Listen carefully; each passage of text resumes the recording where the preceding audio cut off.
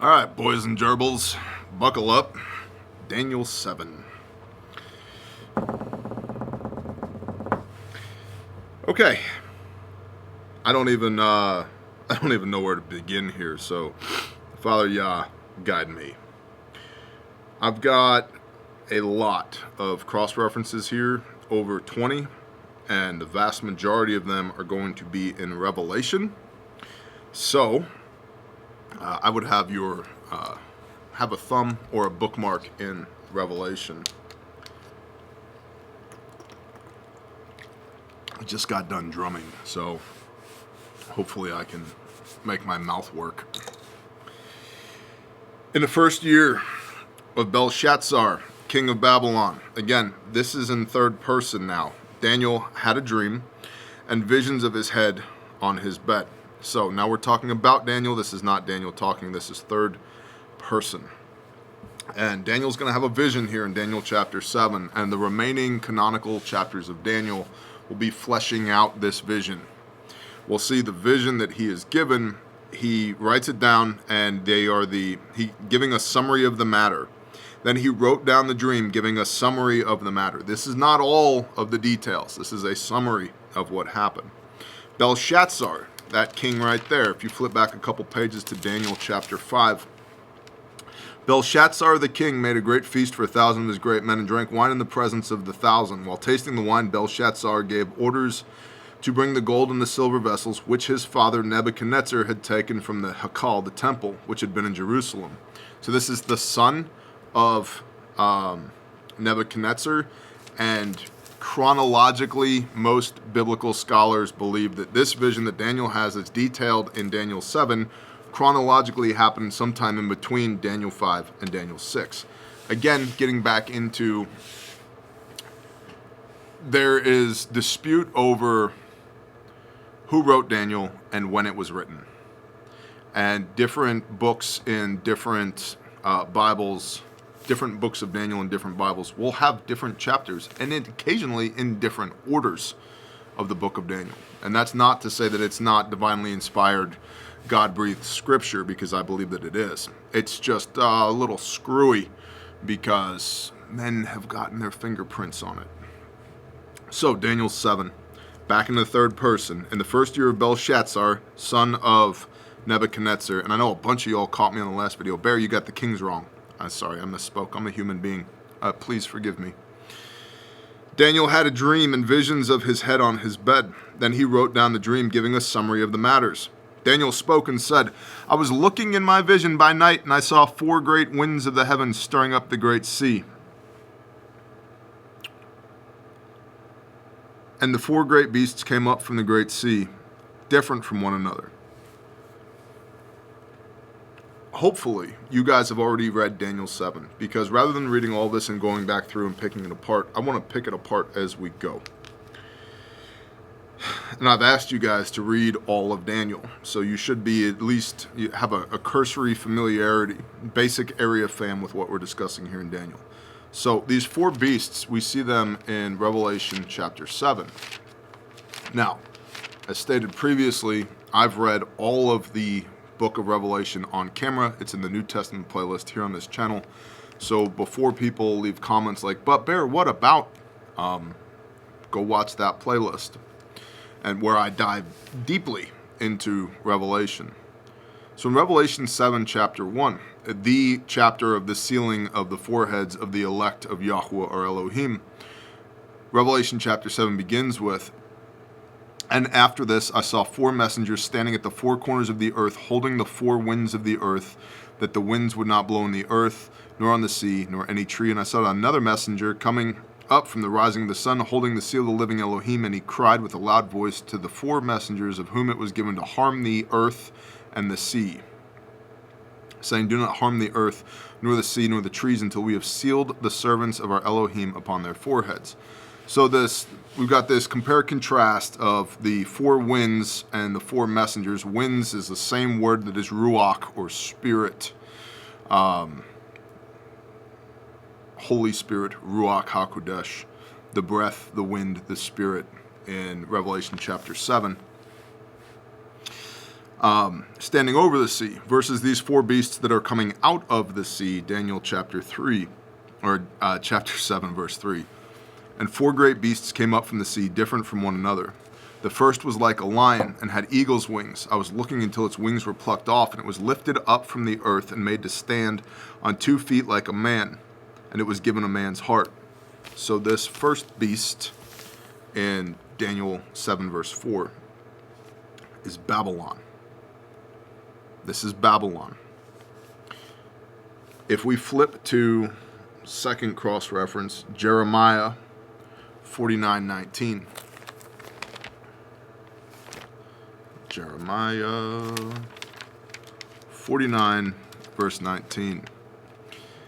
And remember, Daniel, Ezekiel were working off of, in many cases, clarifying or adding to prophecies that Jeremiah had had. And then when we get to the book of Revelation of Yochanan, John, in the New Testament, which is apocalyptic, this apocalyptic vision, John is having an amalgamation of essentially all the prophets that came before him. As discussed in the book of Revelation, there's not a lot of new stuff. There is some, but there's not a lot of new stuff in Revelation. It's like a copy-paste, for lack of a better word, with this vision that John is having, that incorporates all the visions of all these prophets that came before him, which is why out of Daniel 7 we have so many cross-references in Revelation. In Jeremiah 49, see, starting at 19, see, he comes up like a lion from the Jordan jungle against the home of the strong, but in an instant I shall make him run away from her. Comes up like a lion. And who is the chosen one to appoint over her? For who is like me, and who summons me, and who is the shepherd who stands before me? Yeshua, that's who. Jeremiah 3:15, I shall raise up pastors, shepherds, ra'ah, over you, after my own heart, who shall feed you with knowledge and understanding. Yeshua. Therefore hear the counsel of Yahweh, which he, Yahweh, has counseled concerning Edom, and the purposes he has purposed concerning the inhabitants of Teman. The least of the flock shall drag them away. He shall make their pasture a waste before them. The earth shall be shaken at the noise of their fall. There is an outcry. Its noise is heard at the sea of reeds. See, like an eagle he flies up and spreads his wings over Bozrah. So, Jeremiah, remember, as a priest of the Yehudim in the priesthood of the Jews in the Babylonian exile. So who's this he? We're talking about Babylon here, with references in Jeremiah 49:19 to lion, and in 49:22 to eagle. So Daniel, here we go, Daniel 7:4, the first was like a lion and had eagle's wings. This is Babylon. I was looking until its wings were plucked off, and it was lifted up from the earth and made to stand on 2 feet like a man, and was given a man's heart. There is a parallel here with this vision that Daniel is having in Daniel chapter 7 to the vision that Nebuchadnezzar had in Daniel chapter 2. Nebuchadnezzar is having this vision of this man. Remember, we'll flip there rather than me try and quote it. It's only a couple pages away. Nebuchadnezzar is having this vision in 31. You, O king, were looking on and saw a great image. This great image and its brightness excellent was standing before you, and its form was awesome. The image's head was of fine gold, its chest and arms of silver, its belly and thighs of bronze, its legs of iron, its feet partly of iron and partly of clay. And you were looking on until a stone cut without hands, and we were all over that in the Daniel chapter 2 video. Looking on until a stone cut without hands, and it smote the image on its feet of iron and clay and broke them into pieces. Nebuchadnezzar is having this vision from a man's standpoint. Daniel is having this vision almost from Yah's perspective, up above it, looking down. But they both track. Spoiler alert, we're dealing with Babylon, Medo-Persia, Greece, and the Roman Empire here. Sound familiar? Sound familiar, Daniel chapter 2. And see another beast, a second, like a bear, and it was raised up on one side, and it had 3 ribs in its mouth between its teeth. And they said this to it, "Arise, devour much flesh." This is Medo-Persia. Now, some biblical historians will say it had nothing to do with the Medes. It was just the Persian Empire, blah, blah, blah. A lot of those arguments are made because they want to deny the prophetic value of what's written in the book of Daniel. I disagree. I think it's Medo-Persia. You can dig into that yourself if you'd like to. The 3 ribs in the mouth of this bear, which is Medo-Persia, are considered to be because as the Medo-Persian Empire took over, right, because these empires are replacing one another. First the Babylonians, then the Medo-Persians. Areas that the Medo-Persians took over, the 3 ribs, are considered to be Babylon itself, which they did. Remember the Kasdim? We've talked about them, Medo-Persians, Babylon, Egypt, or Mitzrayim, and then Lydia. And Lydia is an area that's essentially in western Turkey. The church in Smyrna that's mentioned in the New Testament is in this area. So if you find Turkey on a map and you look at the western side of Turkey on the Mediterranean Sea-ish, that area, that's Lydia. And the Medo-Persians conquered Babylon, Egypt, and Lydia. So those are considered to be the 3 ribs in the mouth of the second beast, this bear. And there's a lot of good compare-contrast about the nature of a lion and an eagle, how they're like regal, like a king, just like Babylon had a head of gold on this image of a man that Nebuchadnezzar saw. You see the eagle and the lion representing this kingship and the regalness of that, the majesty of that in the Babylonians. And the Medo-Persians, you see this bear that is slower, stronger, more crushing, more bloodthirsty, less calculated. Then we have the third animal. Verse 6, "After this I looked and saw another like a leopard, which had on its back 4 wings of a bird. And the beast also had 4 heads, and rule was given to it." This is Greece, like a leopard, very fast. Alexander the Great, what did his conquest take him? 12 years? And he took over the known world at that time in like 12 years? Like a leopard, very fast. What's interesting, after Alexander died, going back to the prophetic nature of the book of Daniel, the beast also had 4 heads and rule was given to it. That Alexandrian empire with the Greeks was split into 4 rulerships after his death, 4 heads over it. This was way after Daniel's time. So how did Daniel know this unless he was getting a download from the Creator? So the third beast is Greece. "And after this I looked in the night visions and saw a 4th beast, fearsome and burly, exceedingly strong. And it had great iron teeth. It devoured and it crushed and trampled down the rest with its feet. And it was different from all the beasts that were before it. And it had 10 horns." This is the Roman Empire. It was different than anything else that had come before it, the true global empire. And it had 10 horns. In the Bible, horns represent powers or kings. Historically, trying to make the historicity fit with the prophecy here in Daniel, historians are unable to identify who these 10 horns are, which adds to the prophetic nature of it, that not all 10 horns have come to be, which leans into the concept that we will have something akin to the Roman Empire in end times, which is where the remainder of these horns come from. And then in verse 8, "I was thinking about the horns, then saw another horn, a little one, coming up from among them." So a little one rising up, not full on its power yet. "And 3 of the first horns were plucked out by the roots before it. And see, eyes like the eyes of a man were in this horn, and a mouth speaking great words." Great not meaning wonderful, but powerful, or with great dissemination. "And I was looking until thrones were set up, and the Ancient of Days," this is Yahweh Elohim. Even then, there's some biblical scholars argue over who exactly is the Ancient of Days. But if we look in context here in a little bit, in verse 13, we're going to see the Ancient of Days and the son of Enosh, the son of man, together at the same time. So the Ancient of Days could be considered to be Yeshua, but I don't think that it is. The Ancient of Days, I believe, is Yahweh, Father God.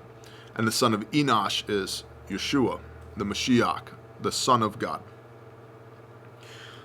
So the Ancient of Days was seated, and his garment was white as snow, and the hair of his head like clean wool. And his throne was flames of fire, and its wheels burning fire. Now this is very similar to describing the throne of the Creator here, similar to the type of imagery that we get in Revelation 19 describing Yeshua in his second coming. And his eyes were like a flame of fire, and he had a crown upon his head, and a name written upon his thigh that no one knew, King of Kings, Lord of Lords, and his etc., etc. His robe dipped in blood.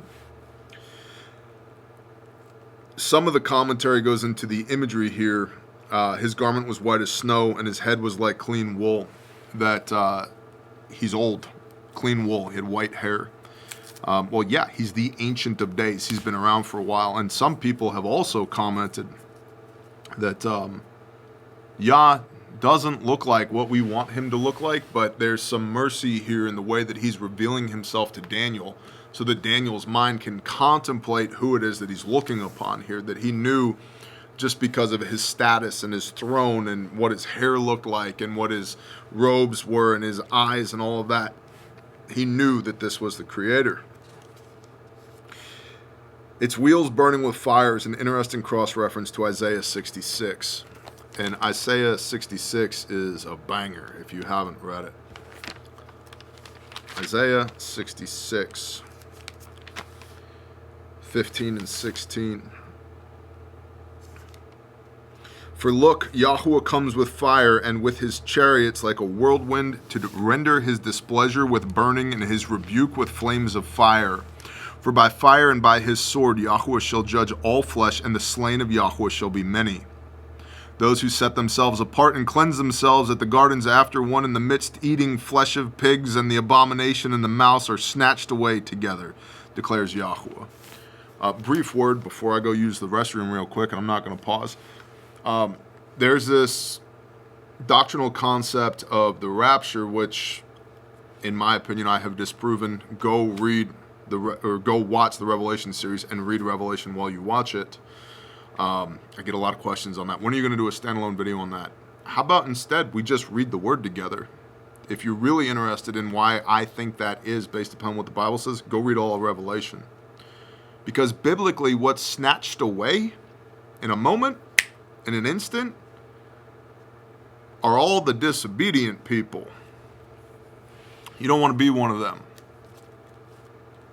And isn't it interesting that the man of lawlessness, the Antichrist, lawlessness, the law is done away with, nailed to the cross, 2 Thessalonians chapter 2, the Antichrist, that it's that system that's preaching rapture, snatched away. Yeah, people will be snatched away in an instant.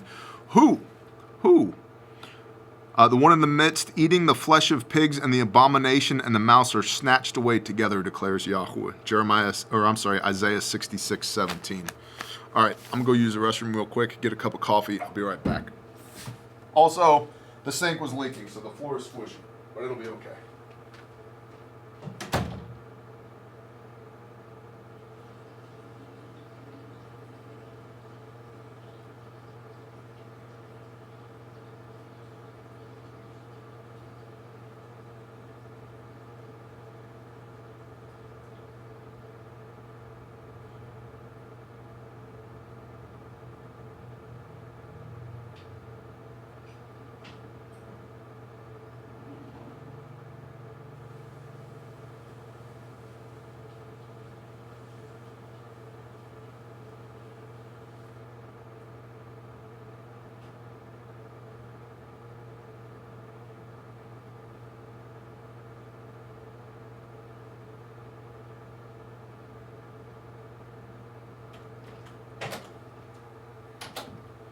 Bippity boppity boo.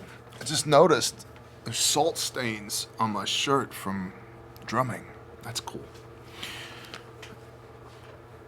All right.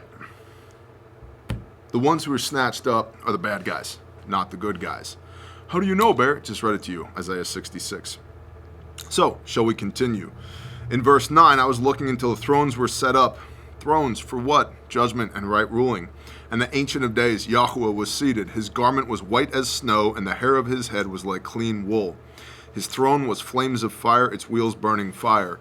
A stream of fire was flowing and coming forth from his presence, and 1,000,000 served him. Now there's two ways we clean things per the Torah. One is water, the other is fire. So this is a prophetic vision, meaning gonna happen in the future. You already cleaned the earth once, mikvah'd it, with the flood. Okay, and if you've read the Torah and you keep the Torah, you understand there's basically two ways we clean stuff: fire and water. Well, Yah already used water, and he made a covenant, a promise that no longer would he ever destroy the earth again with a flood. That's the covenant of the rainbow, which has been stolen by the LMNOP community. Probably going to get this video pulled down for making that comment. Oh well, we'll back it up on a hard drive somewhere. You might want to save it. So he already made a covenant with us that he's not going to destroy the water or destroy the earth by water again, which leaves what? Fire. Which is typically understood biblically to be when? End times. So that gives us a little bit of context about the period of time we're talking about here. The stream of fire was flowing and coming forth from his presence, and 1,000,000 served him. That's 1,000,000. And biblical scholars say that this is 1,000,000 angels. And 10,000 times 10,000 stood before him. That's 100 million people, I believe, if my back of the napkin math is correct. And the judge was seated, and the books were opened. 100 million on Judgment Day. Now, a remnant, there's what, 8.5, 9 billion, 43 billion people on planet Earth these days. I've said it over and over again. A remnant is not 2 billion people. And that should scare the crap out of a lot of people. All the lukewarm people out there who are going to get vomited out of the mouth of Messiah because it was just too hard, just too painful societally for them to actually believe. So they went through the motions, they checked the boxes, they said their little prayer. They show up to church occasionally to hear the worship band and push their kids through Sunday school, and maybe they've been to a Bible study once or twice. That's called lukewarm. It's called box checker mentality. That gets you smoked. Yeshua himself in Revelations, I will vomit you out of my mouth. It's better that you hated me than that you were lukewarm. So there's 100 million people here. 10,000 times 10,000 stood before him. 100 million-ish people. And it could also be this is just a big number to make a point. And the judge was seated, and the books were opened. What books were opened? Throne, judgment, fire, 1,000,000 angels ministering, 1,000 times 1,000, 100 million people standing in judgment. Every knee shall bow, every tongue shall confess, and the books are opened. How about Revelation chapter 21? Right there, towards the end of the book. Revelation 21, verse 27.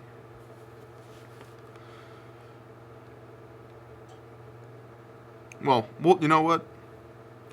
We'll start at 22 for context. And I, John, saw no dwelling place, no temple, for Yahweh El Shaddai is its dwelling place, is the temple, and the Lamb, Messiah, high priest, book of Hebrews. And the city, what city is that? Jerusalem. Where is it? On earth. Heaven is Jerusalem on earth. That's what Revelation says. Go watch the Revelation 21 video. And the city had no need of the sun, nor of the moon to shine in it, for the esteem, the glory of Elohim lightened it, and the Lamb is its lamp. The Lamb is its lamp. Proverbs 6:22, your Torah is a lamp, and your command is a light unto my feet. In him there is no sin. 1 John 3, verse 4, sin is lawlessness. Interesting. Walk as he walked, 2 Peter 2:21. Or 1 Peter 2:21, I apologize. And the nations of those who are saved shall walk in its light, and the kings of the earth bring their esteem into it. And its gates shall not be shut at all by day, for night shall not be there. And they shall bring the esteem and the appreciation of the nations into it. And there shall by no means enter into it whatever is unclean, neither anyone doing abomination and falsehood, but only those who are written in the Lamb's book of life. Interesting. Also referenced in Daniel chapter 12, verse 1, the Lamb's book of life. So that's one of the books that's open. How about Malachi 3:16? Malachi being a minor prophet, only a few pages here in front of Daniel. Habakkuk, Zephaniah, Haggai, Zechariah, Malachi 3:16. Then those who fear Yahweh shall speak to one another, and Yahweh listens and hears, and a book of remembrance be written before him of those who fear Yahweh and who think upon his name. And they shall be mine, said Yahweh of hosts, on the day that I prepare a treasured possession, and I shall spare them as a man spares his own son who serves him. Then you shall again see the difference between the righteous and the wrong, between one who serves Elohim and one who does not serve him. Last cross-reference here, Psalms 69. Go to Proverbs, work backwards. Psalms 69, verse 28. There's a them in here. Let's see who David is talking about here.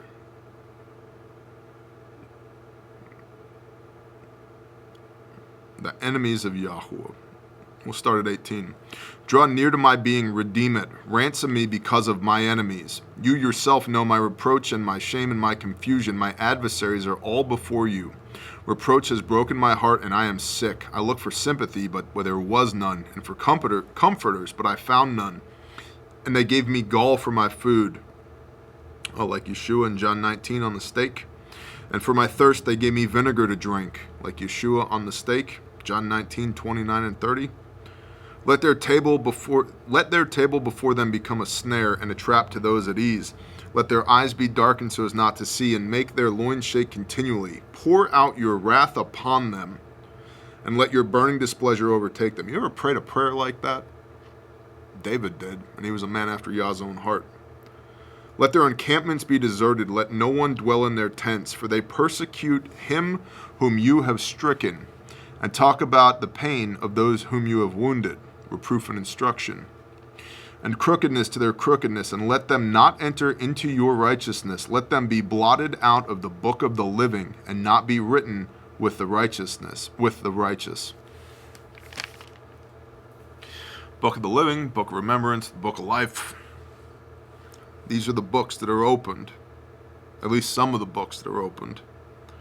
Biblical cross-reference from Daniel chapter 7, verse 10. Continuing Daniel, I was looking, then, because of the sound of the great words which the horn was speaking. Again, great meaning powerful and far-reaching. Not great as far as content. What they were saying wasn't great. The reach and the power of the words was great. I was looking then because of the sound of the great words which the horn was speaking. I was looking until the beast was killed and its body destroyed and given to the burning fire.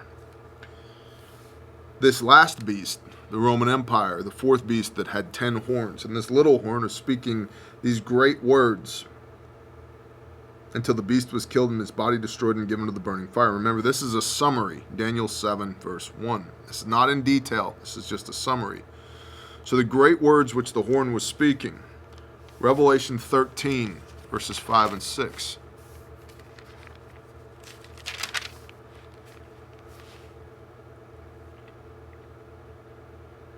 Well, I'll just start at 13.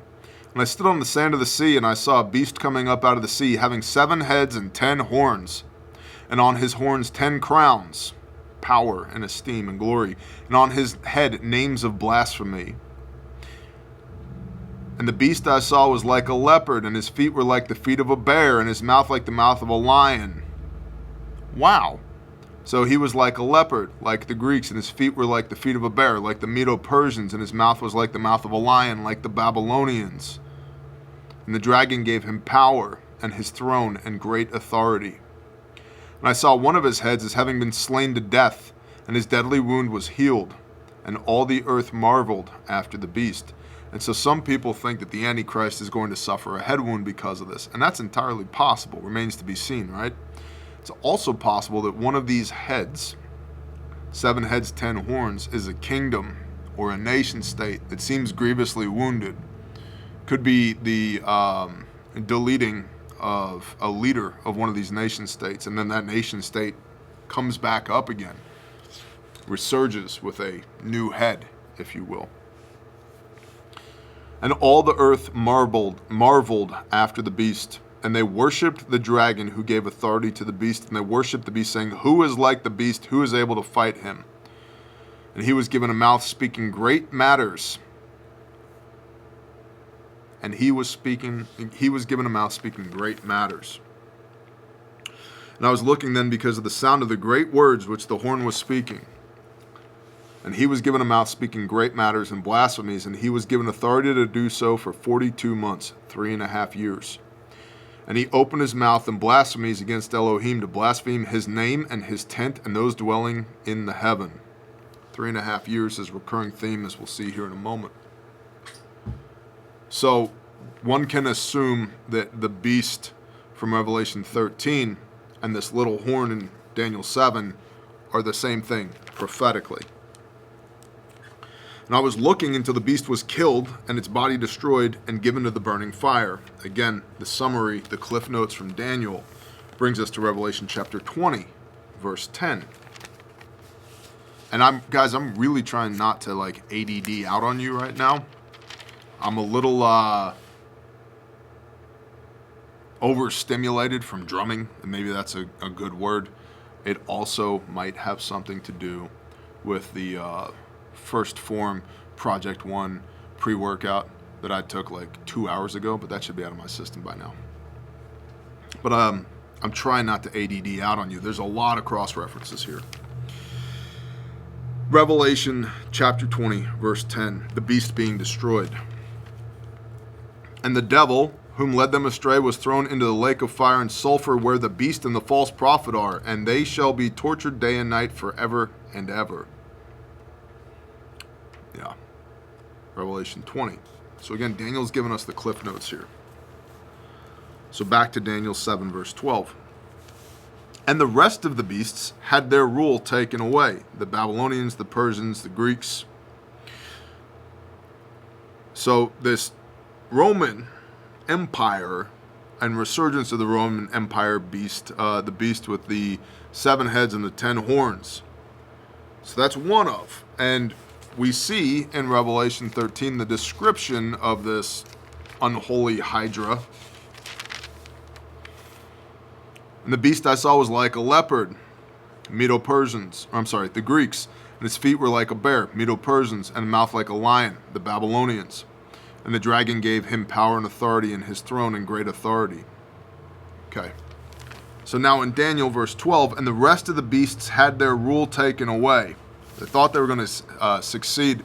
There was this unholy coalition of nation states that come against the Father's people in a one world government, and they think they're going to win. They don't. Praise Yah, they don't. But a lengthening of life was given to them for a season of time. Revelation 20, verse 7.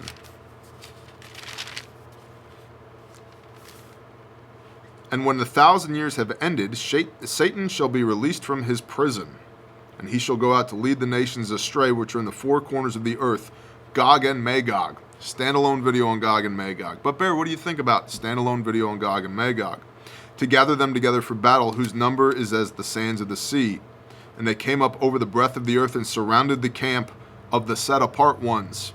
Who's that? And the beloved city. Where's that? The saints in Jerusalem. I've said it before, but I'll say it again. If end times happens and you are a believer in Mashiach and you are keeping the commands, you will end up in Jerusalem sooner or later. Well, how come you don't just go there now, Bear? Because I haven't been convicted to go there. That's not my mission currently. If the Father changes that, I'll be live streaming to y'all from Jerusalem. That hasn't happened yet. Also, to be clear, I don't think we're in end times yet. Doesn't mean we might not be knocking on the door, but if we are living the book of Revelation right now, John really took some liberties with what he wrote in the book of Revelation. I don't believe we're even close to the horrors that we will see in end times. We might be knocking on the door of it, but we're not there yet, boys and girls. So, Revelation 20 verse 7 ties into here in Daniel 7 verse 12, but a lengthening of life was given to them for a season and a time.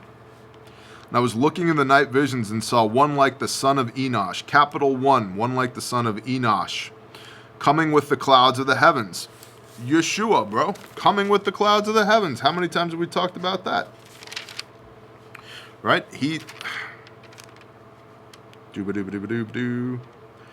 Revelation 21, and I saw a renewed heaven and a renewed earth, for the former heaven and the former earth had passed away, and the sea is no more. And I, Yochanan, John, saw the set-apart city, renewed Jerusalem, coming down out of the heaven from Elohim, prepared as a bride adorned for her husband. Tracking. I was looking in the night vision and saw one, back to Daniel 7, verse 13, one, capital O, one, like the son of Enosh, coming with the clouds of the heavens.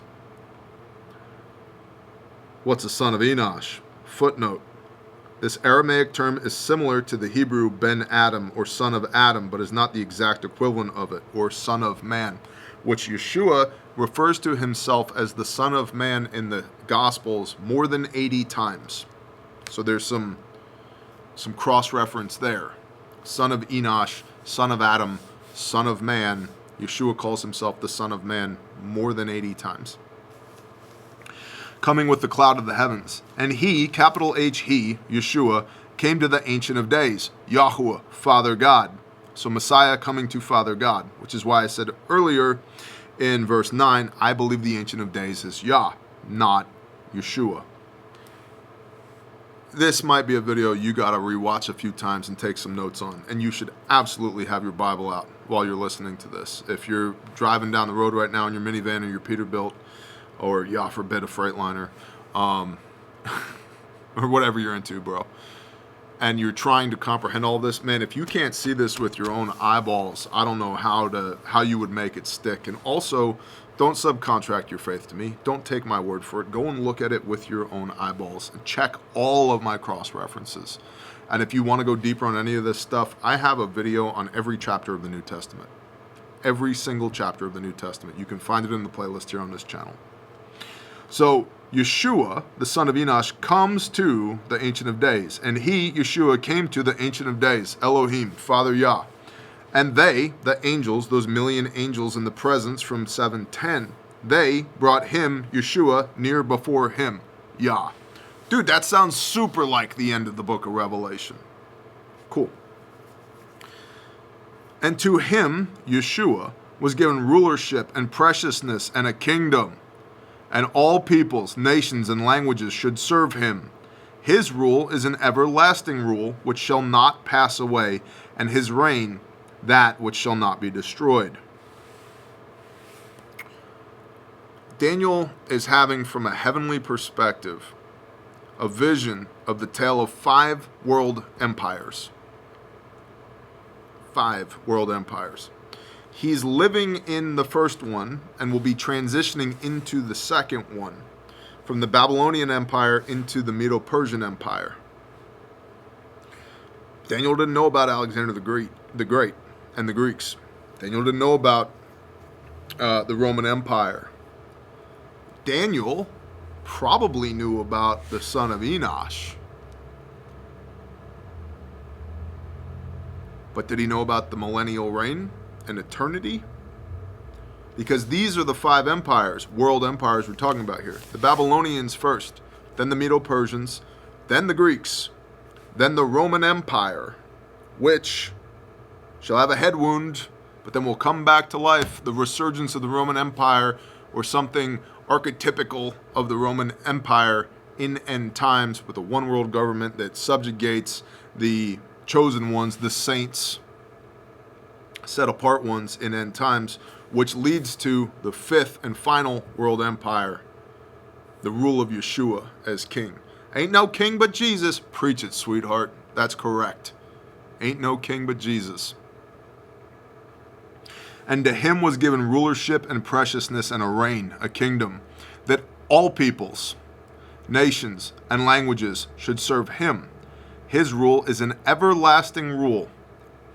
Question: why is it that we believe the word everlasting when it pertains to Messiah means forever, but when we see the word everlasting in the Old Testament and the Torah, we think that means done away with? Somebody want to clue me in on that? Oh, no, that was for those people. It's not for us. Do you know that when the Hebrews left Egypt to go into the wilderness, Exodus, to worship Yah, there was something like 82 different nationalities, people groups that came with them? That's why it says over and over and over again that there is one Torah for the Israelite and the sojourner within your gates. There's one Torah for the Israelite and for everybody else. That same Torah, the gospel of Messiah. How dare you call the good news, the gospel of Messiah, the Torah? He's the Word made flesh. We talked about this in other videos. He's the Word made flesh. What is the Word? Capital W, Word. The Word is the Torah. Messiah is the Torah made flesh. He, Messiah, in the first coming, comes first, but for the lost sheep of the house of Israel, those who are already in the family. Then Peter has his vision in Acts chapter 10. And he says, Master, Father Yah, I would never eat anything that is common or unclean. And the Father says, it's not about food, people. It's about people. People. And that's one of the reasons it pisses me off so much when Big C Christians will say, oh, I can eat whatever I want because of Acts chapter 10. Dude, have you read that? Acts chapter 10 and Acts chapter 11 is about people. And Peter says it's about people. It's not about food, what is and what isn't food. Doctrine of Inerrancy, 1977. Let the Bible interpret the Bible. Food is defined in Leviticus 23. It may have been defined earlier than that in Genesis, but the last definitive word on what food is Leviticus 23. Did not change since then. Acts chapter 10 is about people. And because Peter is told by Yah, hey, you go preach the gospel of Messiah, the Word made flesh. Truly, truly, I say unto you, until heaven and earth pass away, not one jot, not one tittle shall fall from this Torah till all be done. Jesus said that in Matthew 5. And all ain't be done yet because heaven and earth are still here. So Peter is now allowed to tell that to the nations. The same nations that came out in the Exodus 3,500 years ago, but couldn't follow the rules. There's one Torah for the Israelite and the sojourner in their gates. Which gets back to Daniel 7, verse 14. And to him was given rulership and preciousness and a reign that all peoples, nations, and languages should serve him. His rule is an everlasting rule.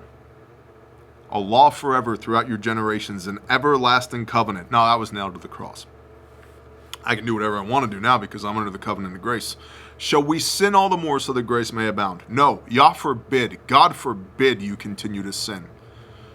Ergo, what's sin? 1 John 3, verse 4. Sin is lawlessness, and all who do sin do lawlessness. Go look it up. Sin is lawlessness. What's the law? Thanks, King James. The Torah. Sin is Torahlessness.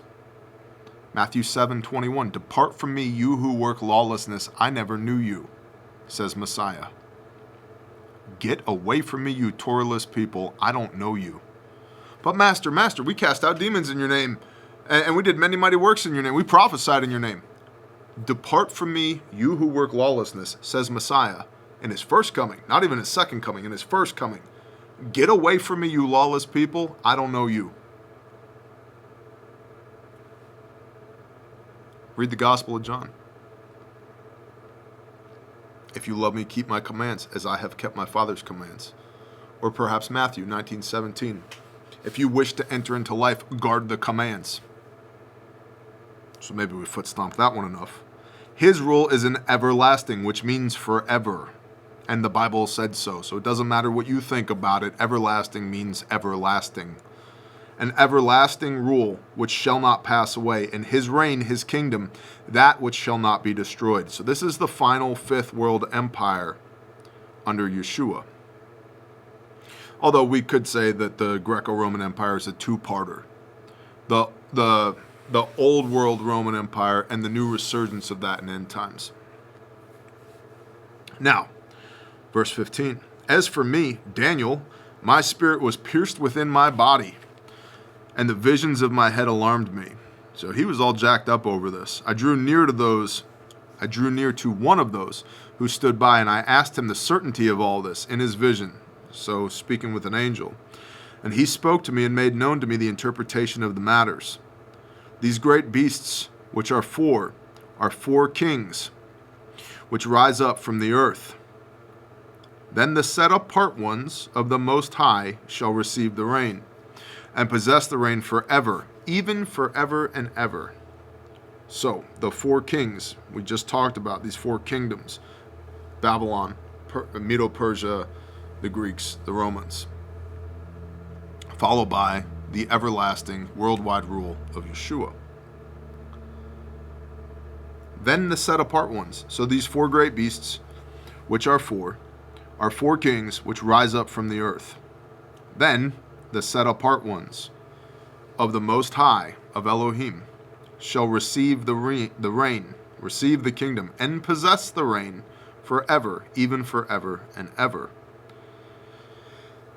Now, where have I heard that phrase, set apart ones, before? Oh, in the book of Revelation. Imagine that. Revelation 12:17. And the dragon was enraged with the woman, the remnant, and he went to fight with the remnant of her seed, those guarding the commands of Elohim and possessing a witness of Yeshua Messiah. Or, how about Revelation 14, verse 12? Here is the endurance of the set apart ones. Here are those guarding the commands of Elohim and the belief of Yeshua Messiah. Both. No comma. It's both. It's both.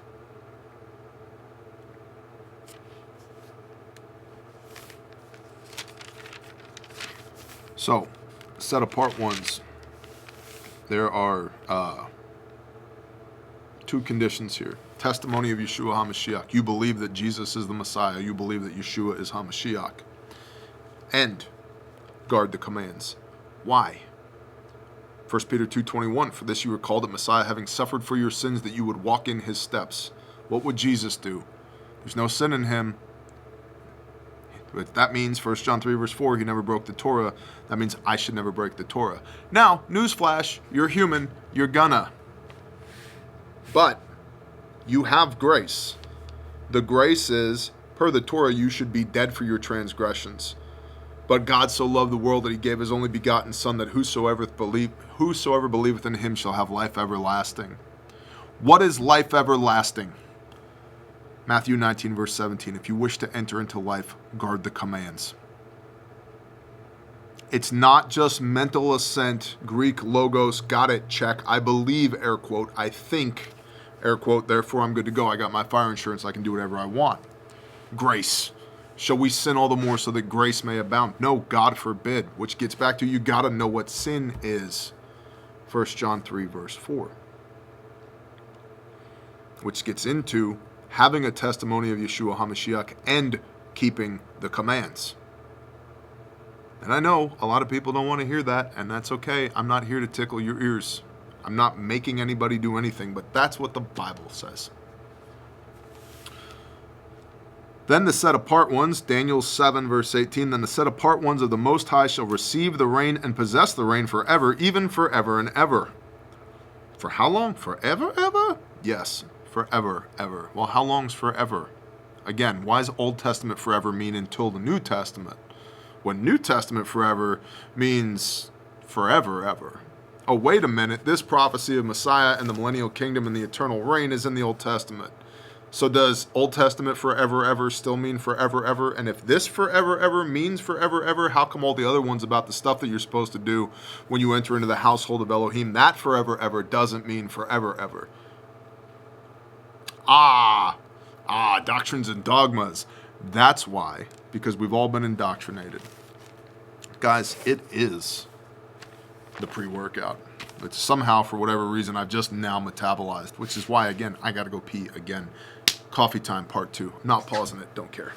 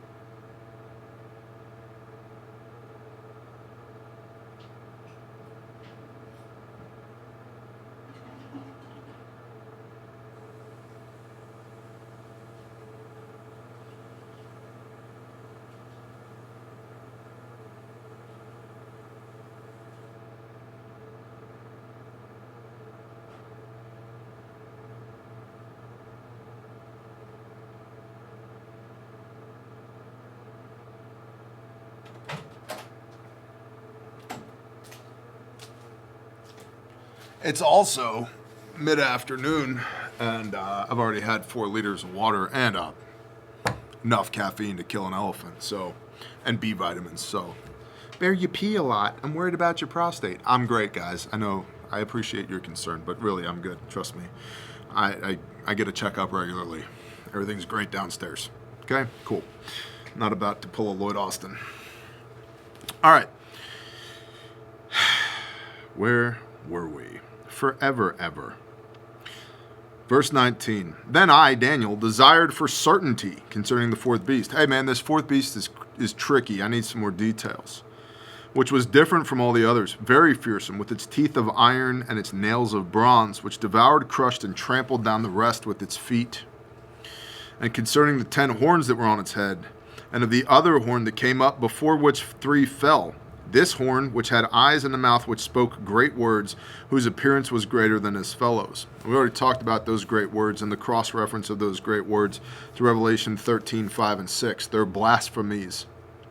And the tie-in between this little horn and the beast of Revelation, they're blasphemies. This horn, which had eyes in the mouth, which spoke great words, whose appearance was greater than his fellows. This little horn, this beast, is considered to be tied to the Antichrist. Why do I bring that up? Well, it's blaspheming. That means it's speaking against the Word of God. What's the Word of God? It's Messiah. It's Yeshua, Yahushua. Jesus. Yeah, for sure. What else is it? What else is the Word of God?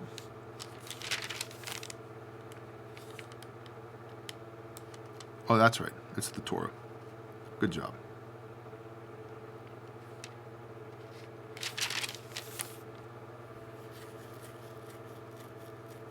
Have you ever read Jeremiah 31, the renewed covenant, which is quoted in Hebrews 8 for everybody who says, I'm under the new covenant? Hebrews 8 is a direct quote of Jeremiah 31, verses 31 through 34. You should read all of Jeremiah 31. There's a little bit of extra homework for you. I'm looking for something. And maybe I'll find it. Maybe I will not.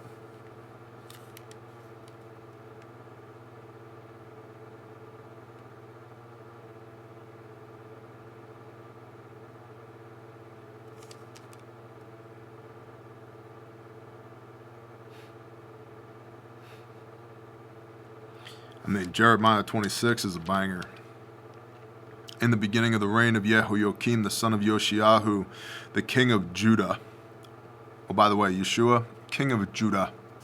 And then everything else. He's in the line of King David. He's a Jew. Matthew chapter 1 in the New Testament.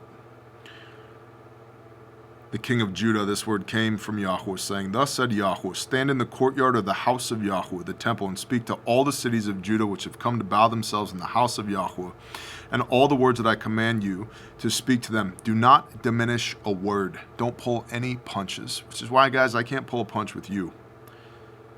If so be it that they listen and each turn from his evil way, then I shall repent of the evil that I plan to do to them because of the evil of their deeds. And then you shall say to them, Thus said Yahweh, if you do not listen to me, to walk in my Torah, which I set before you, to listen to the words of my servants, the prophets, which I am sending you. Was Yeshua a prophet? Yes. Not only a prophet, but was he a prophet? Yes. Proof text. Luke 24, prophet. To listen to my prophets that I am sending you, even rising up early and sending them, though you do not listen. Then I shall make this house like Shiloh, and make this city a curse to all the nations of the earth. If you don't listen to my prophets, if you don't keep the Torah, I'm going to smoke check every one of you guys. Paraphrasing, says Yah.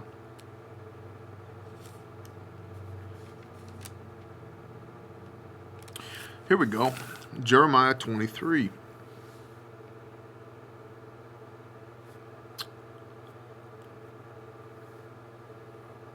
But if they had stood in my counsel, they would have let my people hear my words. My words. Now, was Mashiach known as Mashiach in the time of Jeremiah? No. So what's the word that Jeremiah is talking about here? But if they had stood in my counsel, then they would have let people hear my words, and they would have turned from their evil way and from their evil deeds. The prophet who has a dream, let him relate the dream, and he who has my word, let him speak my word in truth. What is the chaff to the wheat? Oh, separating the wheat from the chaff. Oh, using the word. Therefore, see, I am against the prophets, declares Yahweh, who steal my words, every one from his neighbor. This is talking about false prophets. But the message of Yahweh you no longer remember, for every man's message is his own word, and you have changed the words of the living Elohim, Yahweh of hosts.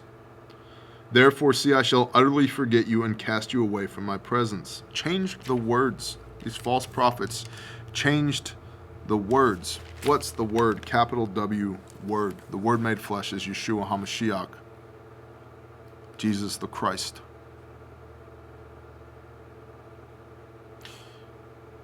The word that he was made flesh of is the Torah, because in him there is no sin, and sin is transgression of the law, the Torah.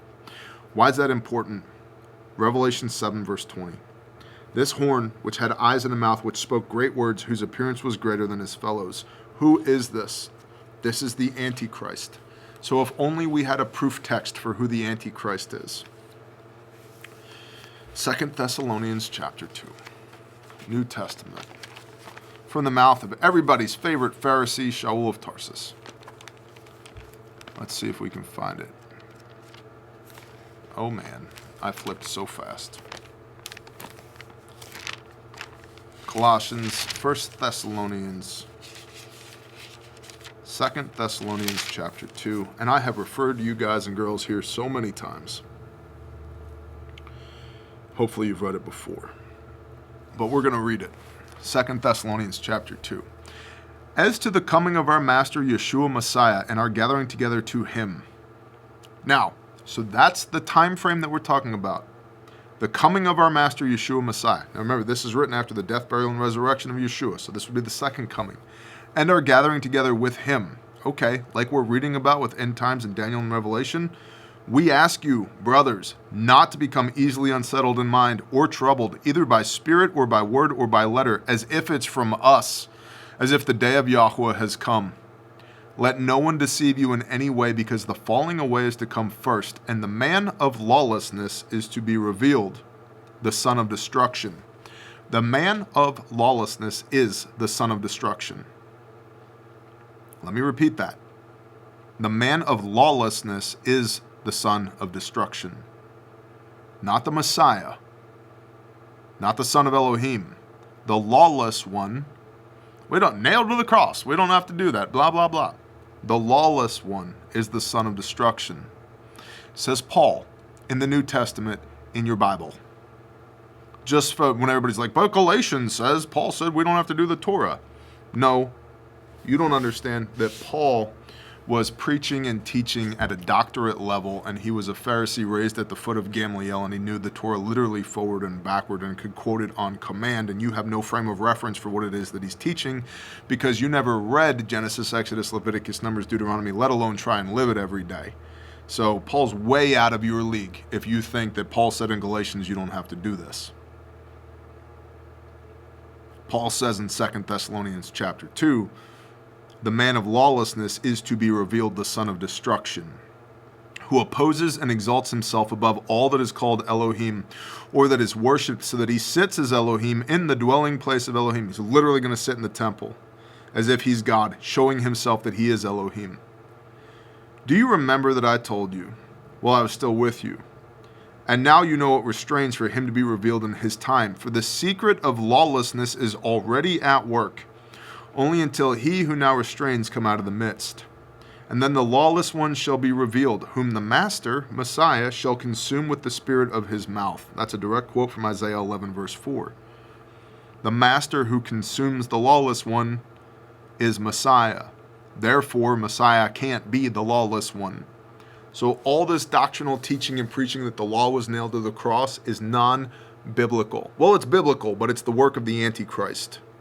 So I'd be super careful with all that. Oh, we don't have to do that anymore. Really? There's rules to be in the family. Do you want to be in the family? Here are the endurance of the saints, those that have a testimony of Yeshua HaMashiach and keep the commands. And then the lawless one shall be revealed, whom the Master, Yeshua, shall consume with the spirit of his mouth and bring to naught with the manifestation of his coming. And here's the banger. The coming of the lawless one is according to the working of Satan. New Testament, mouth of Paul, black and white. The coming of the lawless one is according to the working of Satan, with all power and signs and wonders of falsehood, and with all deceit of unrighteousness in those perishing, because they did not receive the love of the truth in order for them to be saved. And for this reason Elohim sends them a working of delusion for them to believe the falsehood, in order that all should be judged who did not believe the truth, but have delighted in unrighteousness.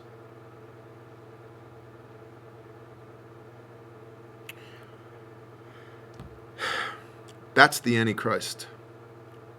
The man of lawlessness is the Antichrist, the son of destruction. And the coming of the lawless one is according to the working of Satan, with all power and signs and wonders of falsehood. This lawless Jesus that has been preached for 1,800 years is the working of Satan. If you believe in Messiah, Matthew chapter 1, you are in ketubah covenant, you are in a relationship, a marriage covenant. He's the bride, you're the bride, he's the bridegroom. You are in a ketubah marriage covenant with a Jewish guy who was the Torah made flesh. And I know, and I'm not saying go do rabbinic Judaism, because that stuff is based upon a Babylonian Talmudic abominations. That's why when the rich young man says, what commands should I keep to enter into life? Matthew 19:17, guard the commands. Which commands? Because the Pharisees were teaching commands of men as if they were the commands of Elohim. And that's why Messiah quotes the Big Ten, Exodus chapter 20, the 10 commands, and Leviticus 19, how to be set apart as Yah is set apart. That's what we're supposed to do, as fruit of our belief in Messiah, as thankfulness, as a sign of thankfulness and in obedience to Messiah, not as works, which are filthy rags to try and work our way into heaven. Doesn't work that way. Ain't nobody getting in unless they're covered by the blood of the Lamb. But because you're covered by the blood of the Lamb, we walk as he walked. 1 Peter 2:21. Lawlessness, the little horn, Satan, the Antichrist. Daniel 7, verse 21. I was looking, and this horn was fighting against the set-apart ones and was prevailing against them, until the Ancient of Days Elohim came, and right ruling was given to the set-apart ones of the Most High. And the time came, and the set-apart ones took possession of the reign. So this little horn, the Antichrist, was fighting against the set-apart ones. Wow, that sounds familiar. Where have I heard that? Revelation 12.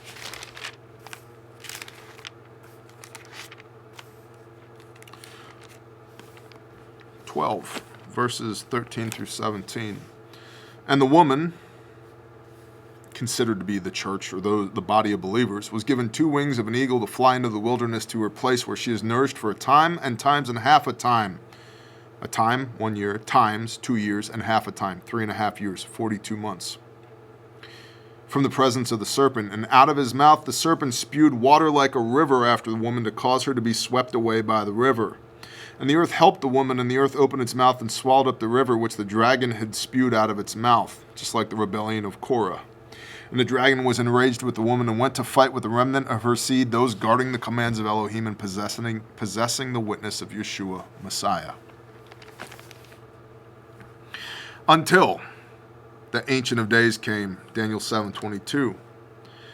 And right ruling was given to the set-apart ones of the Most High. What's right ruling? It's often translated as justice, based upon what? The Torah.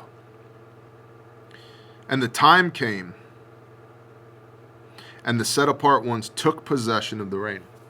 Took possession of the reign. I would submit to you there's an element of meekness here, because Yeshua says the meek shall inherit the earth. And Big C Christianity has taught us that meek means to be a supplicating, sopping wet little P word. And that's not what it means in the Hebrew connotation. It means you have a sword, but your hand is on your sword. And the understanding is that you are a very dangerous man that balances the capacity for violence with wisdom and discernment from the Ruach HaKodesh.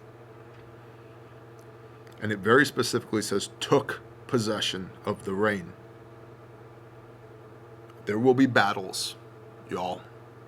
And I don't mean figurative, metaphorical. I mean there will be battles, literal. And this is what he said. This guy who is helping Daniel interpret this message, this angel, the fourth beast is the fourth reign on the earth, which is different from all the other reigns, and it devours all the earth, tramples it down, and crushes it. And the 10 horns are 10 kings from this reign. And they shall rise, and another shall rise after them, and it is different from the first ones, and it humbles 3 kings. And it speaks words against the Most High, and it wears out the set-apart ones of the Most High, and it intends to change appointed times and law, and they are given into its hand for a time and times and half a time.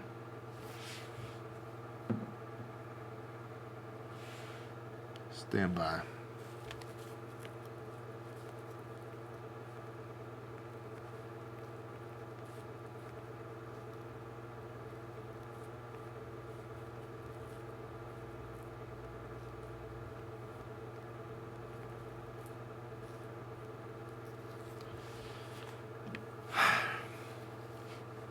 So this fourth reign is different from the rest of them. 10 horns are 10 kings from this reign. Revelation 17 verse 16 cross-reference. Revelation 13 verse 1 cross-reference.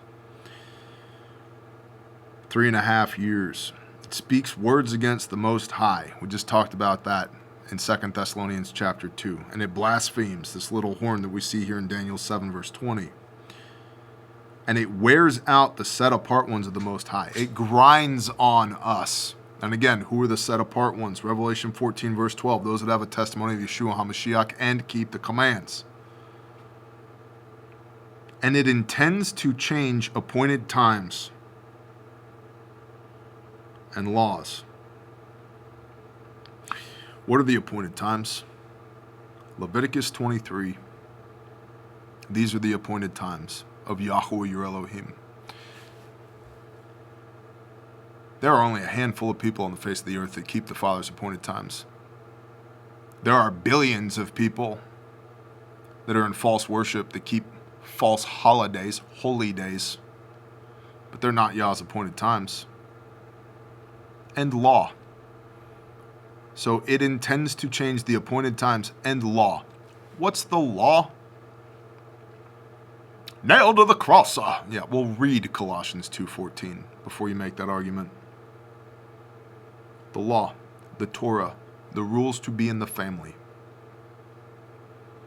And they are given into its hand. Who's they? The set-apart ones, us, for a time and times and half a time. Why?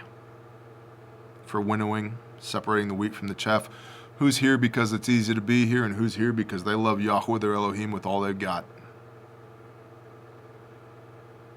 But the judgment shall sit, and they shall take away its rule, to cut off and to destroy until the end. And the reign, and the rulership, and the greatness of all the reigns under the heavens shall be given to the people, with Yeshua as king, the set-apart ones of the Most High. Who? Which people? the set apart ones of the Most High. Again, who are the set apart ones? Testimony of Yeshua HaMashiach and keep the commands. His reign is an everlasting reign. So Daniel's seeing this prophecy. He's seeing this vision. He's seeing this happen. And he doesn't contextually understand who is this son of Enosh who comes near to the Ancient of Days. And then is empowered. He's got this host of heavenly angels with him. And then there's these saints, and they're taking on this fourth world empire, the Romans, that's just grinding everything to a halt. They're just trashing everything. And yet and still, even this beast rises up later that Daniel doesn't have any context for. And it's oppressing the Father's chosen people. But those Father's chosen people inherit the reign. All the heavens shall be given to the people, the set apart ones of the Most High. His reign, the son of Enosh, Yeshua HaMashiach, is an everlasting reign. And again, how long is forever ever? And all rulerships shall serve him and obey him. All rulerships, King of King, Lord of Lord. Revelation 22, verses 12 through 14. Yeshua speaking, and see, I am coming speedily, and my reward is with me to give to each according to his work. I'm the Aleph and the Tav, the beginning and the end, the first and the last. Blessed are those doing his, Yahuwah's commands, so that the authority shall be theirs unto the tree of life, and to enter through the gates into the city. But I don't have to do that. Okay, but outside are the dogs, the male whores, and those who enchant with drugs, and those who whore, and the murderers, and the idolaters, and all who love to do falsehood. 2 Thessalonians chapter 2, falsehood, strong delusion, because of the man of lawlessness. Okay, you want to be outside the kingdom? That's fine. All who love to do falsehood. Inside the city, blessed are those doing his commands, so the authority shall be theirs unto the tree of life, and to enter through the gates into the city. I'm just telling you what the Bible says, man. In black and white, plain as day. You can wrap whatever eschatological BS you want to around this and decades, centuries of doctrinal, dogmatic bullcrap around it to try and make it say something else, but that's not what it says. Just read you what it says. And this is the end of the matter. As for me, Daniel, my thoughts greatly alarmed me. So now we're in the first person, even though we began in the third person. This is the end of the matter. As for me, Daniel, my thoughts greatly alarmed me, and my color changed, and I kept the matter in my heart. And that is Daniel 7. Thank you for tolerating this long video and 2 pee breaks and my ADD and the 22 scriptural cross references. I hope you got something out of this. I hope you watched the entire video. I hope you read this with your own eyes. And I hope if you feel the need to comment that it's productive and rooted in gratitude and thankfulness, because I am super duper over getting into arguments with people in the YouTube comments. What a waste of time, especially when we're talking about the Father's Word. You don't have to agree with everything I say. You don't have to agree with anything that I say. But I would challenge you, if you disagree, make your own YouTube video explaining it and put that in the comments down below, and I'll go watch that. And then at least we can have some discourse. Hope you all have a blessed day. Shalom.